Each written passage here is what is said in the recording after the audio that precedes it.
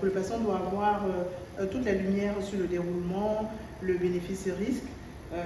Il doit faire également une préparation colique. Donc moi c'est Capucine, donc infirmière en service de gastro-entérologie, donc en 5e à la polyclinique de Grande-Synthe. Je vais vous présenter du coup, là ici on a 2 types de préparation pour les patients qui viennent faire une coloscopie. Donc je vais vous présenter que ce soit le Moviprep ou l'Isinova. Je vais vous expliquer en même temps la préparation afin de pouvoir le préparer facilement à la maison. Donc ici le Moviprep, ça se présente du coup en boîte où vous avez du coup deux paquets. Donc ici où j'ai retiré l'emballage pour vous montrer.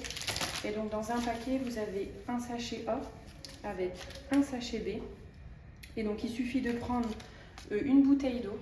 Donc ici vous avez 1,5 litre, mais moi j'ai retiré 500. Au total ça doit faire 1 litre.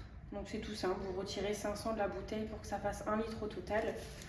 On vient mettre du coup le sachet A dans la bouteille. Donc moi j'ai pris un petit entonnoir pour faciliter, pour pouvoir mettre à côté. On vient mettre ensuite le sachet B du coup.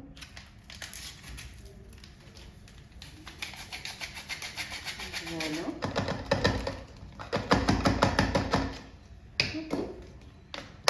Ensuite on vient bien mélanger parce que le dépôt il reste bien dans le fond. Et donc ça c'est à prendre du coup la veille et le matin de l'examen. Pour les personnes qui souhaitent, on peut mettre éventuellement dedans du sirop de citron pour avoir un meilleur goût, ou éventuellement une légère dose de sirop de menthe. Mais rien d'autre en sirop pour éviter que l'examen soit faussé avec ce produit. Donc ma préparation est prête. Je peux la mettre au frigo aussi pour la boire fraîche. Et donc là ma préparation est prête, donc je peux commencer à la boire. Donc du coup ici vous avez le Isinova, donc c'est la deuxième préparation qui se prépare différemment que le Moviprep. Donc qui est présenté donc, dans la boîte avec un godet bleu et vous avez donc 2 flacons. Au niveau de la préparation, donc vous allez venir prendre le godet bleu, vous allez venir mettre un flacon en entier. Hop. Ou ensuite vous allez remplir jusqu'au petit trait, vous allez voir dans le godet il y a un petit trait.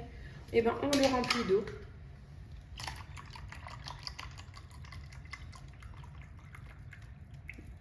Donc voilà.